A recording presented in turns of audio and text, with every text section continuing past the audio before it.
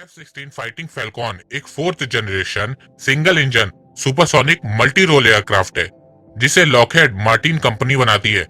करीब इस समय 3000 F-16 लड़ाकू विमान फिलहाल 25 देशों में अपनी सेवाएं दे रहे हैं। Rafale 4.5 generation twin engine multi role fighter aircraft है।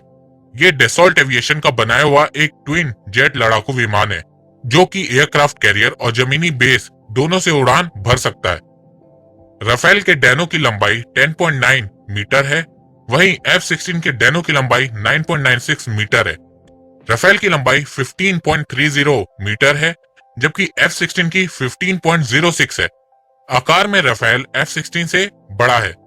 राफेल का कुल वजन 10 टन है और वो 24.5 टन वजन के साथ हथियार लेकर उड़ सकता है, जबकि F-16 का वजन 9.2 टन है और ये सिर्फ 21.7 टन वजन लेकर उड़ सकता है। F-16 की रेंज 4220 किलोमीटर है, जबकि राफेल की 3700 किलोमीटर है। यानी एक उड़ान में ये इतनी दूरी तक जाकर हमला कर सकता है। ठीक इसी तरह F-16 की गति राफेल से ज्यादा है। F-16 2414 किलोमीटर प्रति घंटे की रफ्तार से उड़ सकता है, तो राफेल 2230 किलोमीटर प्रति घंटे की गति से उड़ सकता है। दोनों ही फाइटर जेट अधिकतम 50,000 फीट तक उड़ान भर सकते हैं। ऐसे में रेंज और स्पीड में F-16 से पीछे होने के बावजूद एक चीज जो आमने सामने की लड़ाई में राफेल को F-16 से बेहतर बनाती है वो है रेट ऑफ क्लाइंब, यानी किस गति से विमान ऊंचाई पर पहुंच सकता है, और उसमें राफेल F-16 से आगे है। राफेल 1 मिनट में 18,288 मीटर तक ऊपर उड़ सकता है, वहीं F-16 सिर्फ 1 मिनट में 15,240 मीटर तक ऊपर उड़ सकता है। फ्यूल कैपेसिटी की बात करें तो उसमें राफेल F-16 से बहुत आगे है। इंटरनल फ्यूल कैपेसिटी राफेल की 4.7 टन है, तो वहीं F-16 की 3.1 टन। एक्सटर्नल फ्यूल कैपेसिटी की बात करें तो राफेल की 6.7 टन है और F-16 की 1.38 टन। तो इससे साफ जाहिर होता है कि राफेल F-16 के मुकाबले ज्यादा समय तक उड़ सकता है और युद्ध कर सकता है। राफेल में MICA air to air missile, SCALP long range missile, laser guided bombs, AIM-39 anti ship missile, G-30 internal cannon, Meteor long range air to air missile और HAMMER module air to ground precision guided weapon के साथ लेस है। वहीं दूसरी तरफ F-16 में Penguin anti ship missile, cluster bombs, runway denial bombs, AIM-9 Sidewinder short range air to air missile, AIM-120 medium range air to air missile, laser guided bombs, AGM GPS guided मॉन्ग्स और conventional drop bombs और internal 20 mm Vulcan cannon से लेस है।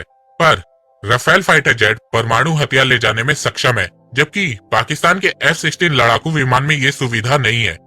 तो weapon के मामले में F-16 राफेल से पीछे है, क्योंकि वो लॉन्ग रेंज और न्यूक्लियर अटैक नहीं कर सकता है, पर हाँ न्यूक्लियर बॉम्ब कैरी कर सकता है, पर उसके लिए उसे 1945 हिरोशिमा वाला स्टाइल अपनाना पड़ेगा, जो कि इस समय पॉसिबल नहीं है। और वहीं दूसरी तरफ राफेल दूर से ही निशाना लगा देगा।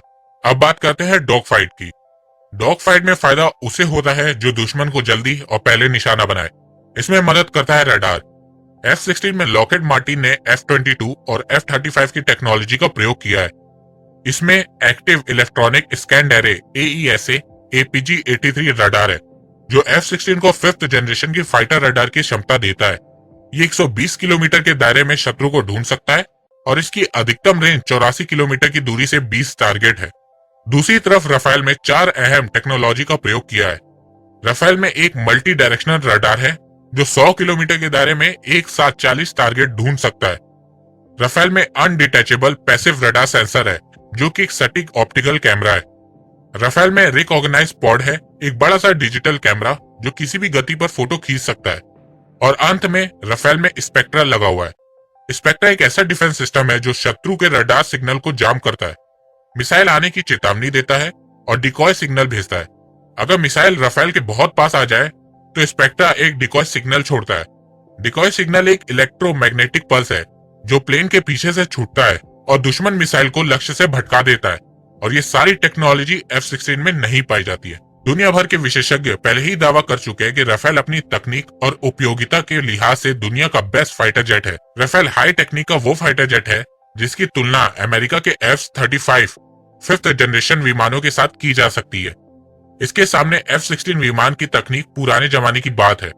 राफेल फाइटर जेट को एक बात और खास बनाती है, वो है इसके रिसेंट अपग्रेड्स, जिसे अफगानिस्तान, सीरिया, इराक और लीबिया के युद्ध के बाद 2018 में अपग्रेड किया गया था।